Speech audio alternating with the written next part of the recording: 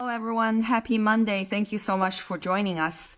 One of the most effective ways to reduce your exposure to harmful chemicals is by eating as many wholesome foods as possible. Eating clean can come with some obstacles, such as, knowing where to begin or figuring out, what to look for. That's why we're really glad to be chatting today with Braci Dutton. Braci is an alternative and holistic health coach, and is the host of the Powerful AF podcast. So during this live, we're going to discuss greenwashing and food marketing, how to find clean foods at big stores or other stores, and other clean eating shopping tips. So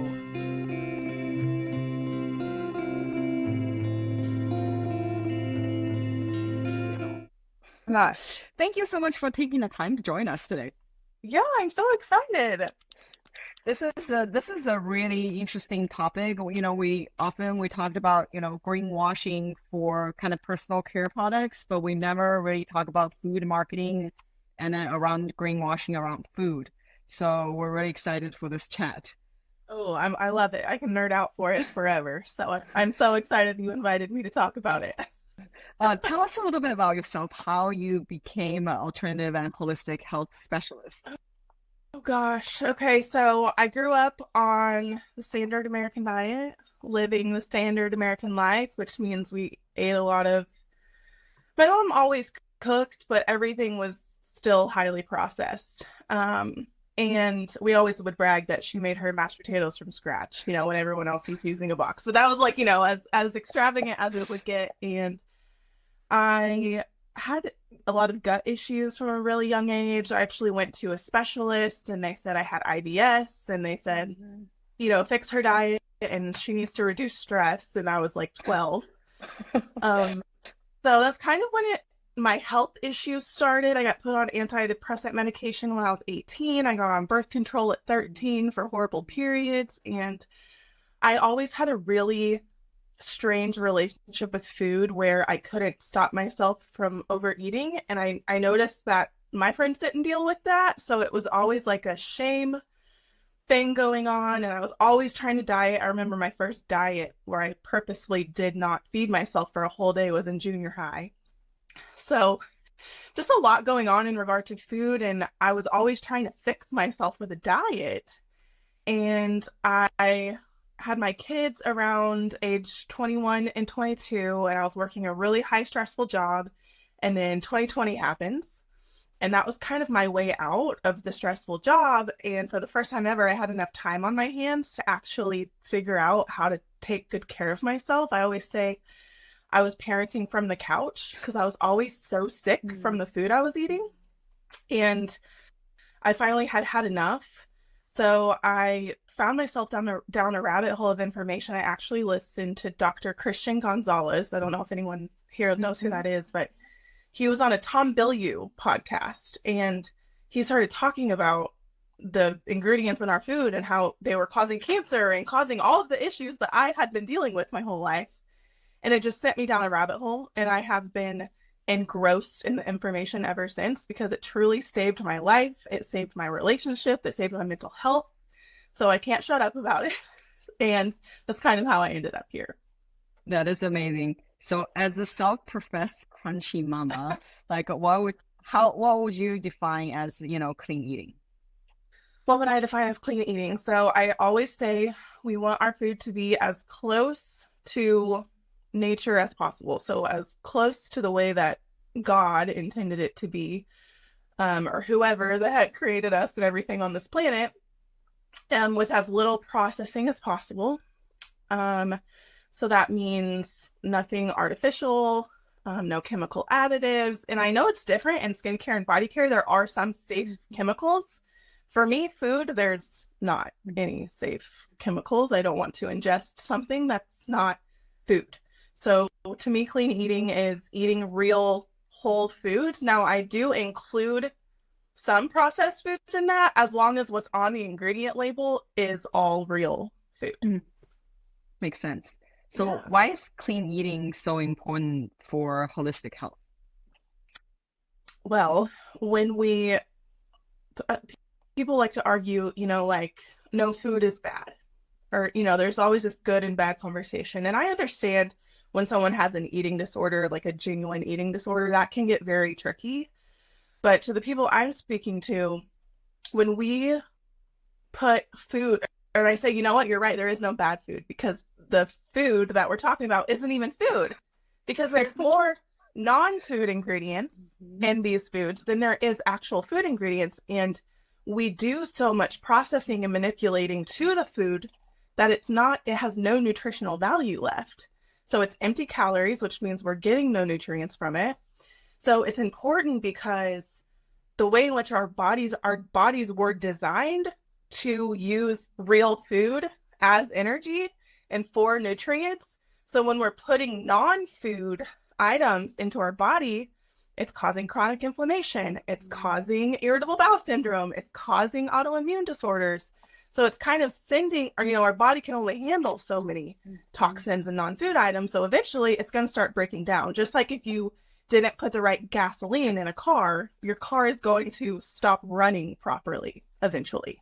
That's a really good analogy. Yeah. That's a really good one. So it's, and it affects, when I realized that the food I was eating was causing my depression and anxiety, that's when because it made sense with the stomach issues.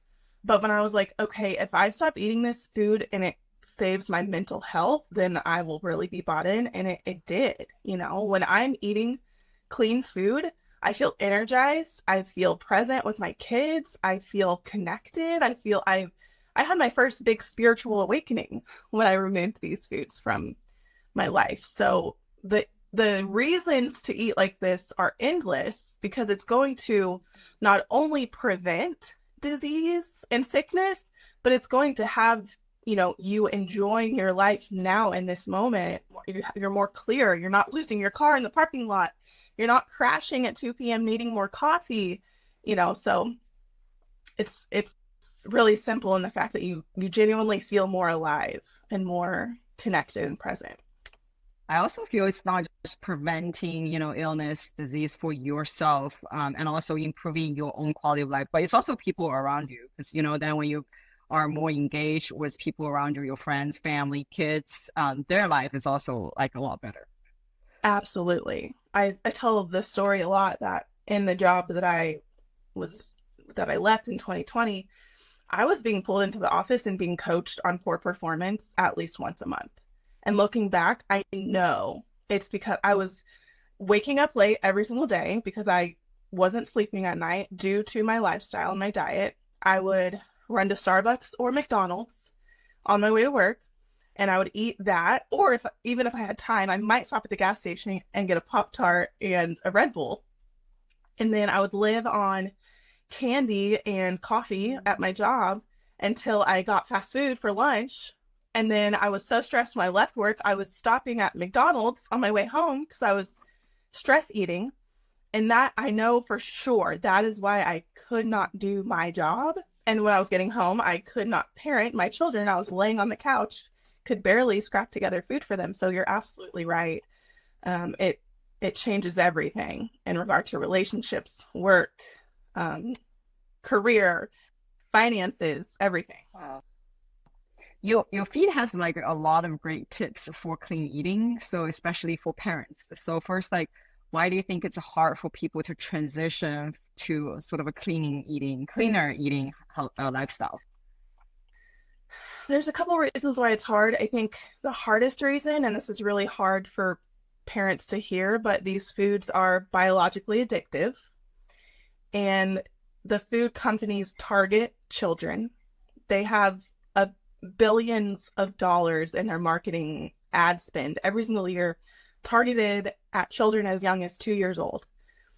And when I learned about that, I was angry, how could this be happening? It's not okay.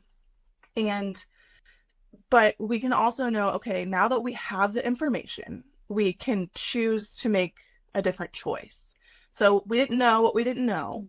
And now that we know, we can work our way towards changing it. But a lot of parents have a lot of trouble getting kids to eat different foods. And I know there's so many kids out there right now that are dealing with eating disorders, genuine eating disorders, where they only have a couple safe foods that they can eat. I have a client that has a kid like that, and she has found a way to transition him over to cleaner foods. So if she can do it with him, I know for a fact that we can do it, but you have to want to do it. It takes time, it takes patience, it takes trial and error. But some ways to do it is to involve them in the process. So go to the store with them and show them the ingredient label, show them the difference, tell them what it's doing to their body and what these other foods are not providing with them. I know my sister always tells her son that the vegetables are going to make him strong, and he loves, thinking about being the strongest boy in his class and stuff like that. So that's the number one way I have found is involving them in the process. Like, my kids cook with me, my kids grocery shop with me. And I know not a lot of parents, I know some parents don't have a lot of time because we work a lot, but any little bit that you can involve them in the process is really going to help. And then one thing I love sharing is swaps. So I'm not saying to take away all their favorite snacks. I'm saying find an alternative to their favorite snack. And luckily there's so many brands out there that are coming out with more and more options like that. And I'll hear parents say, well, my kids don't like the alternative. And to that I say, I'm so sorry, but your kids are, their taste buds have been hijacked by these hyper palatable foods. And that's why they don't like foods that are more real. And it's going to take a week or two of them being really mad at you in order to get them off of it. And, it's just up to you to decide, if and when you're ready to do that. How did the kids' taste buds get hijacked? So these food manufacturers hire scientists, food scientists, to come in and make these hyper palatable flavors. So they use ingredients like natural flavors. You'll see they're present in 99% of the foods that you'll see in the grocery store. And it's a way for them to, they genuinely, Dr. Mark Hyman talks about this often. Mm-hmm. They take human taste buds and they put them in a petri dish and they test these flavors to see how quickly it lights up the pleasure center of the brain. Mm-hmm. So as a child, they're still developing. Their brains aren't fully developed. So they are more susceptible to this addiction than anyone else. And I think that's why I struggled so much, because I was raised on this type of diet, and I still struggle with craving sweet, satisfying sugary foods. And some people are more susceptible than others. If you have addiction in your family, or if you have ADHD is a big deal too, and different, neurological disorders. But these companies are designing them to be this way. Actually, I learned this from Joan Ifland. She's a really big voice in the food addiction sector. Back in the 40s and 50s, the cigarette companies, the people who were running those companies, bought out some of the big food companies like Kellogg's, and they started using their same marketing, the same scientists, the same types of people to deploy the same tactics that got millions of people hooked on cigarettes. They use those same marketing, advertising, market to the youngest age, make the product addictive without the consumer knowing.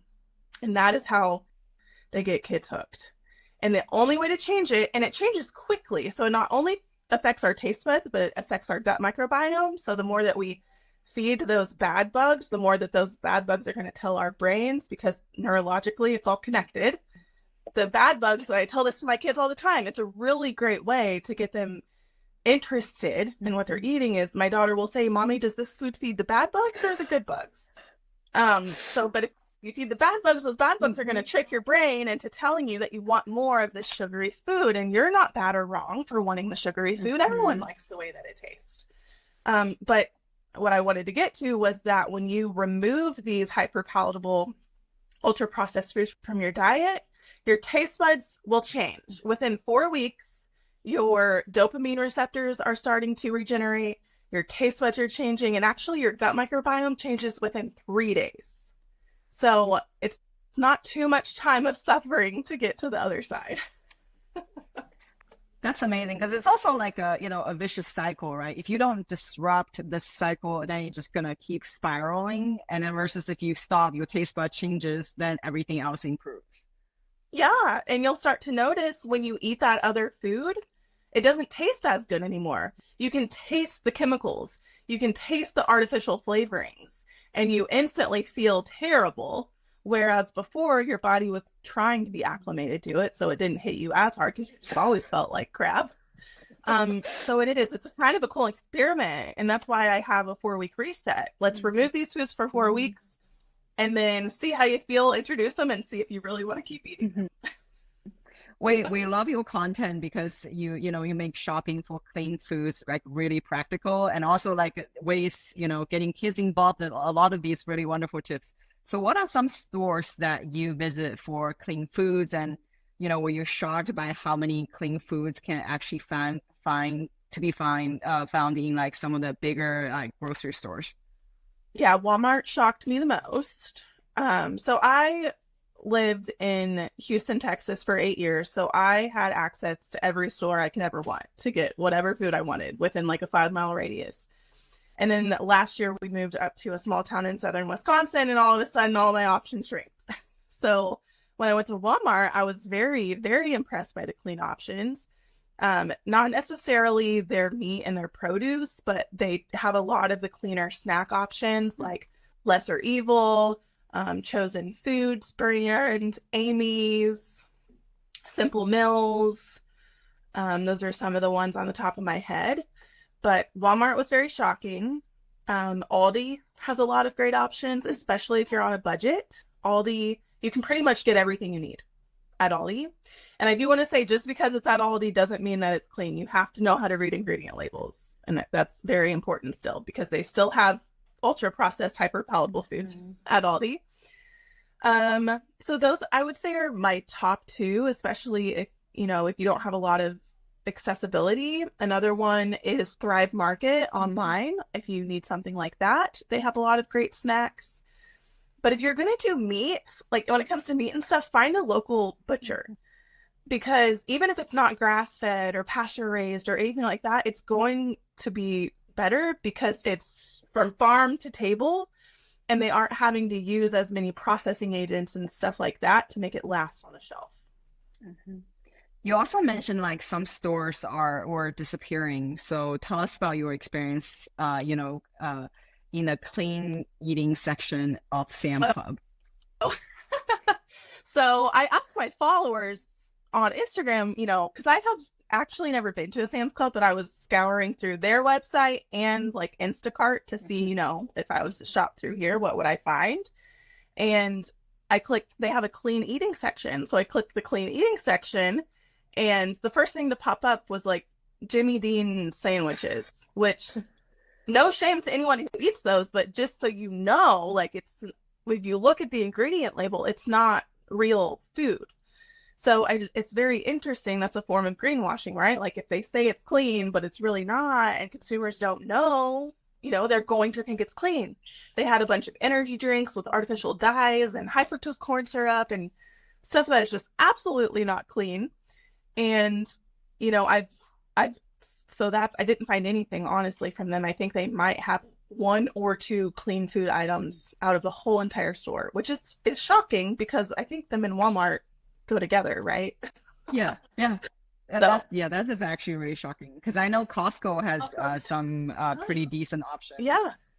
But Sam's Club, that's really surprising. Yeah. So they hopefully they'll hear us. I'll fix yes. So why did you stop buying produce from some stores? Because you mentioned that in your feeds as well. So this is like the newest issue of subject for clean eaters, is this A-peel coating that they're putting on our fruits and vegetables. And I'm not going to say that I am an expert in this area, but based on what I have found, it's not something I want on my food. They're putting it on lemons, and the lemons are lasting for months and months and months without any molding or anything happening to them. And that's just not natural. That's not what's supposed to be. Our food is supposed to go bad. Like a lemon should go bad within at least a week, in the refrigerator. And it's a plastic coating that they're putting on our produce. And some of the other clean eating warriors out there on social media are digging into finding which stores are using this apeel coating and which aren't, and some of them are unclear right now, which is even more disturbing. But like Walmart and Target had the highest amounts of companies that they order from that use apeel. So I personally will not be buying produce. I never did at Target, but I will not be buying fresh produce from Walmart anymore. I do know that Costco made a statement that they are not using it. They did, I guess, back in 2018, but they made a statement they will not be using it. And Aldi, there was no clarity, which is really unfortunate, but there should be, like on the sticker of the produce that has the little number, it should say if it has a peel or not. So we want to start looking to see if it does or doesn't. That makes a lot of sense. So you've also pointed out there are like a lot of healthy looking foods that are misleading, and then, you know, want us to also read ingredients labels. Other than the apeel coating, is there anything else? What else should we be looking for? Yes. So it's kind of funny, and it's so similar in home products and body care products. Like if it's green on the front, or if it says all natural or anything like that, that's cause for alarm, to be honest. Like if they're trying really hard to make it, to market it as clean, and how they, and food, they love to use keto is a big one, keto approved, paleo, gluten-free, or it'll have like green wording, or sometimes it'll say original, and my brain reads organic. I don't know if that's happened to anyone else. I've legit bought happened to me. I thought Yes. it said organic. Let me see what else. Yeah, so they'll use green, they'll say all natural, and then you turn it over and it's just full of artificial additives and flavorings and colors and stuff like that. So as a rule of thumb, never, ever, ever, ever trust the front label of a product, ever. You have to know how to turn it around and read what's in the ingredients. And in my opinion, learning how to read food ingredient labels is way easier than like cosmetics and household cleaners, because that's just the wild, wild west out there. There's so many ingredients in those, whereas food, it's a little more, you know, cut and dry. If you just avoided natural flavors, you would avoid almost all of the other questionable ingredients. We do have one question on natural flavors. Thoughts on natural flavors? There's an email on clean food that companies do not have to disclose. Any published scientific paper demonstrating a link between that and ADHD? So I don't know about the specific question about the scientific papers. My guess would be yes. But so with natural flavors, I've done a bigger, deeper dive recently. EWG has a really great article on natural flavors if you want to have a better understanding of what they are and what can be hiding in that name, because depending who you talk to, it could be hiding hundreds to thousands of different ingredients. It's a loophole created by the food industry. So even in so if they are organic natural flavors, they have a lot more stipulations that they have to follow. So from my findings, I'm a little bit more comfortable with organic natural flavors. And then I'm also more comfortable if it states the specific flavor. Like if it says organic strawberry flavor, to me, they're being transparent about the flavorings. Now it could be different types of strawberry flavorings. But I would recommend, going to EWG and reading what they say about natural flavors. And my simple rule of thumb is avoid it as much as you can. If it ends up in one thing here and there, trust that your body is going to be able to handle removing whatever's in there. But natural flavors can hide MSG. And I think by now we all know that we don't want MSG. And same, a lot of people don't know this, is that the term spices is similar to natural flavors. Spices, just that blank term, can hide a bunch of different chemical additives as well. Oh, wow. Yeah, I totally agree.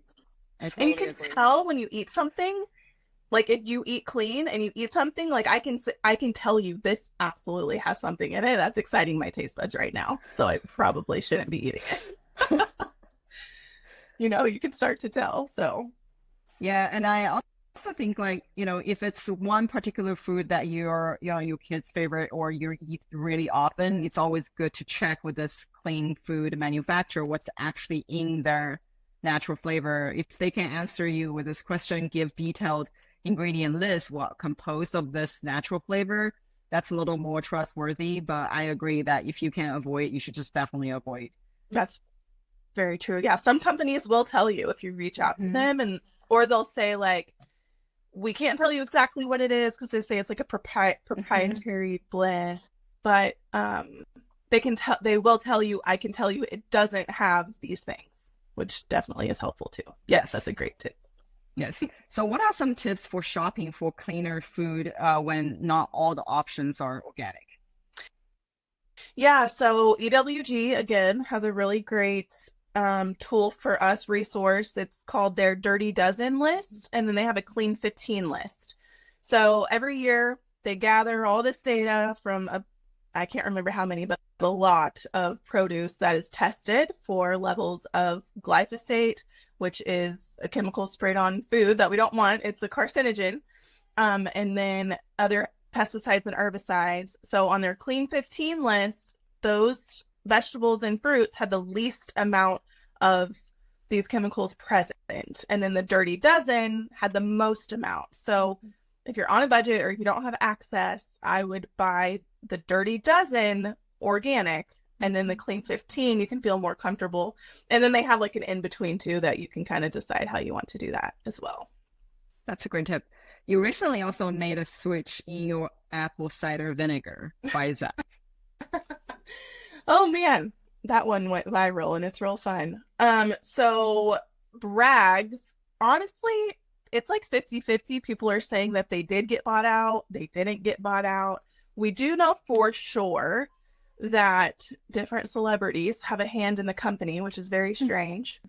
And we do know for sure that the quality has changed. So you want to have a very thick, rich looking mother, which is like what allows the fermentation of the apple cider vinegar to happen. It's like the original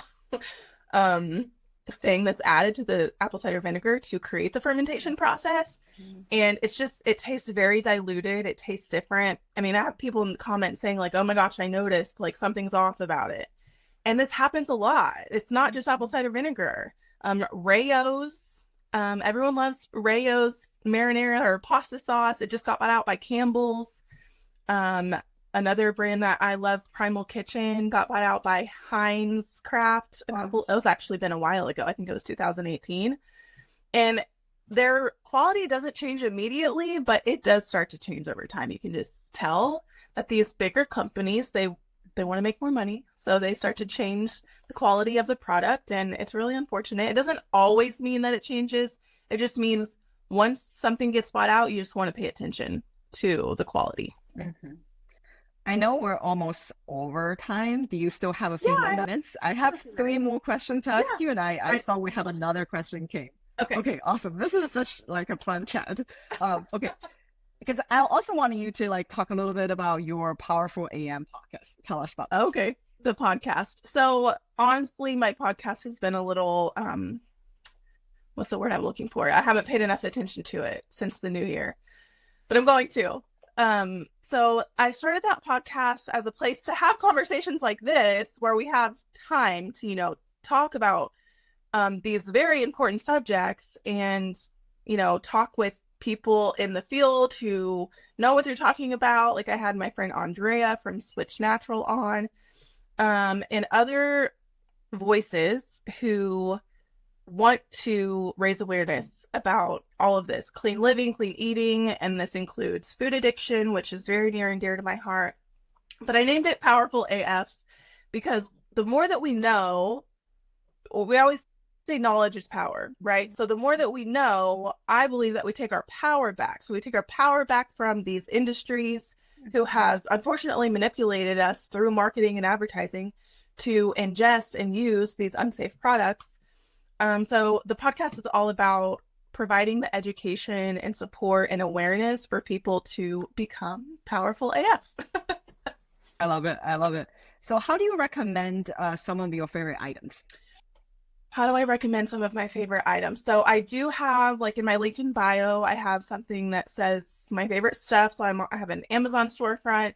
I have a something called Link Dolly that my friend Andrea from Switch Natural created, which has a lot of stuff on there that I'm always adding more stuff. And then I just created a free resource, a clean eating, what do you think? Clean eating grocery shopping guide. So it has basics on what ingredients to avoid, how to save money when shopping, and it has hauls, like literal pictures of foods that I recommend.